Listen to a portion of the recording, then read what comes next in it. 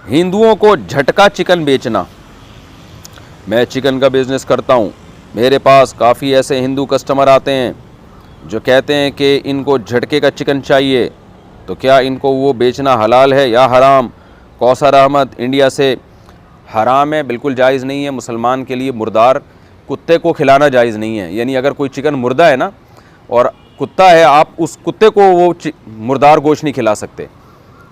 तो गैर मुस्लिम तो फिर भी इंसान है, उसको कहाँ से खिला सकते हैं? तो आपके लिए जायज़ नहीं है किसी गैर मुस्लिम को। यहीं से ये मसला भी समझ लें कि आजकल लोगों ने बिल्लियाँ पाली हुई हैं, उनका गोश्त बाहर से आता है। अब जो बाहर से गोश्त आता है तो उसमें लोग हलाल हराम की परवाह नहीं करते और ये कहते हैं तो बिल्ली को ही खिला रहे हैं ना, तो इसमें हलाल हराम किया। तो ये बात गलत है। मुर्दा जानवर जो है ना, जो झटके का हो या प्रॉपर तरीके से ज़बा ना किया गया हो, चाहे वो हलाल जानवर ही हो, अगर उसको ज़बा नहीं किया है तो उस गोश्त से किसी भी किस्म का फ़ायदा उठाना जायज़ नहीं है।